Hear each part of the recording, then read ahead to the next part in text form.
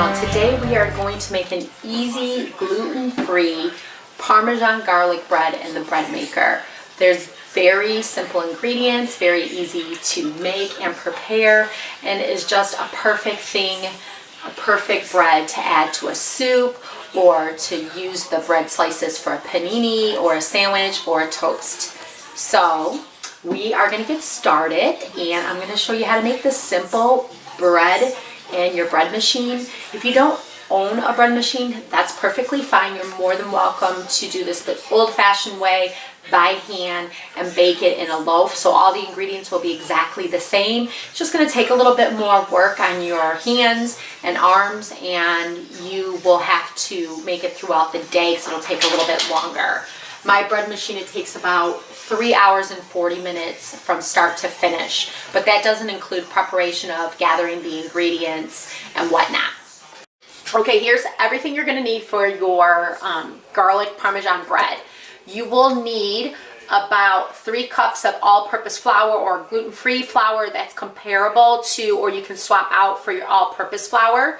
You are going to need, right here we have onion flakes, so we want about, I'm looking at my notes so I can get all exact measurements, 2 teaspoons of onion flakes, and we want 1 cup of room temperature water, 1 egg at room temperature, lightly beaten. And when I say room temperature, it's been sitting on the counter for at least a minimum of 1 hour. You're going to want 2 tablespoons of softened butter. And if you can make this butter or get this butter raw, even better. You're going to need a 1/2 cup of grated Parmesan cheese. That's where we get that Parmesan cheese from. And then we're going to need garlic salt. So we're going to need 1.5 teaspoons of garlic salt. And then you're going to want 2.5 teaspoons of active dry yeast. And last but not least, 2 tablespoons of sugar. Now you can omit this if you're trying to get like a sugar-free bread or anything like that, or you can take it down to 1. It's not going to affect the bread recipe at all.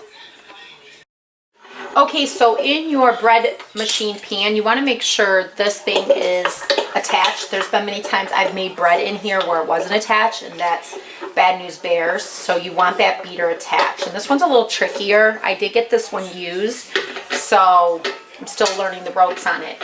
You're going to add all of your liquid ingredient at the bottom. So I'm going to add my room temperature water. I'm going to add my beaten egg.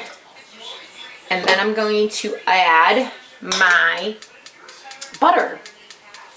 Go ahead and add that. And then I want to start adding my dry ingredients on top. So what I do for this is I kind of go in between the flour and the seasoning and then the Parmesan, and then I add the yeast last. So I make a little hole at the top. So I'm going to need something to scoop this out because I just don't want to dump the flour in. Okay, perfect. So, like I was saying, you're going to want to alternate. So I'm going to add a little bit of flour, about 1 cup of flour. And then I'm going to add those onion flakes.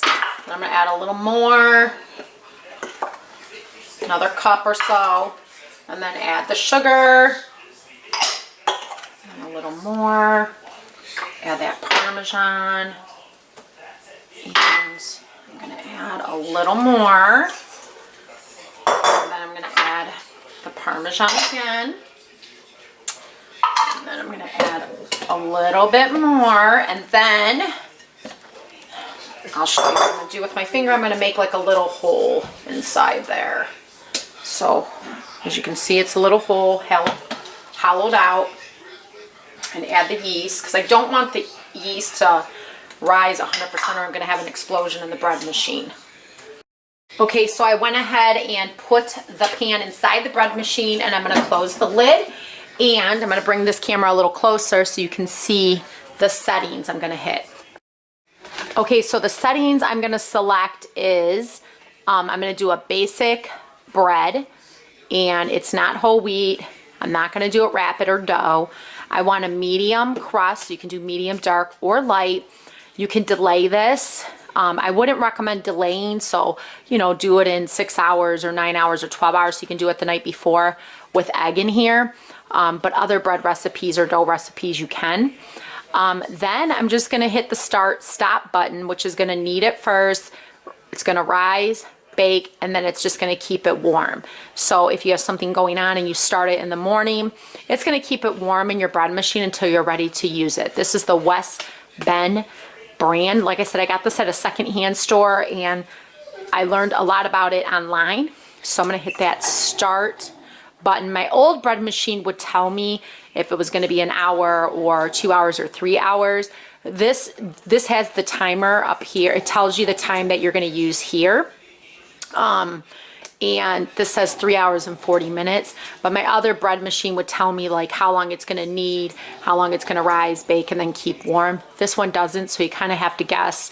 Like right now, 3 hours and 40 minutes, it's gonna be done. Now, I just wanted to bring you into my bread machine. This is the dough being mixed right now. You can take your lid and open it and peek inside. And if you see that there's anything on the sides that needs to come down and mix with the dough, just take a spatula and pull it away and then put it in the dough. So right now it's just gonna kind of mix, and it stops in between to kind of give it a moment to rise, and then there's gonna be a rising point after it's completely done with kneading. All right, guys, we're gonna take another peek. This is still forming, mixing, kneading, and rising. So this has already been through like a couple of stages, so you can see it's forming much better. And then it'll stop and try to rise, and it'll keep doing this. It'll do it for a couple of, probably about 2.5 hours to 3 hours. Okay, guys, it is done. The bread is done. So I'm gonna open the lid, and there we have it. I'm going to turn off my bread machine and get this out of the container and put it on a wire rack to cool before we slice it. Okay, so we have the wire rack out. Ooh, this is warm. This pan is warm. Okay, so it doesn't make like a loaf that you'd see traditionally in a grocery store, but this will give us about 6 to 8 slices. So we're gonna put it on this wire rack. We'll come back and then we'll slice it. It's a nice golden brown. I set it at the medium setting for crust, but I think it's perfect. So a little bit darker than I would like, but I think it's perfect. So we'll let it cool. Hey, it's time for slicing. Now, take note, most gluten-free breads are a little bit more dense and heavier. This was the best that I could do for this bread. I modified it, and it's very moist and less dense.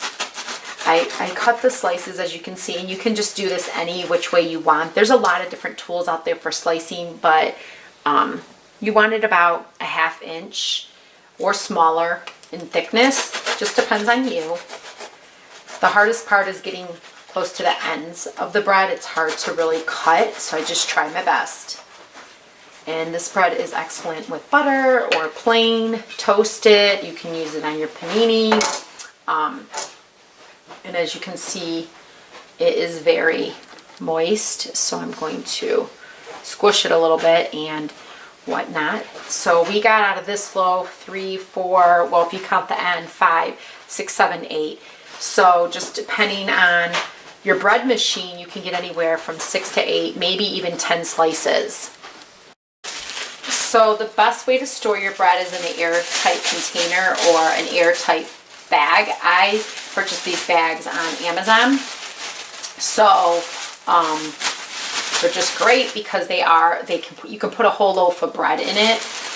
Or, like I said, you can do an airtight container. You just want to make sure it's completely cool because you don't want any moisture in there, because if it's trapped, the bread's going to get moldy quicker. And if you're freezing it, it's just not going to freeze very well. And when you defrost, it'll be just too mushy. So, a nice bag, and then I just tie it at the top. Okay, so we are going to taste it. And I'm going to add a little bit of butter on this. So I'm going to get out a slice of it. And like I said, it's very fluffy, which is what I love.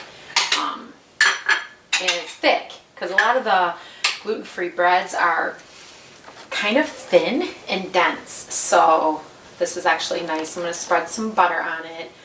And this is real butter. And give it a try. If you guys try this recipe, let me know in the comments below. Let me know if you have any questions about making it. Let's see.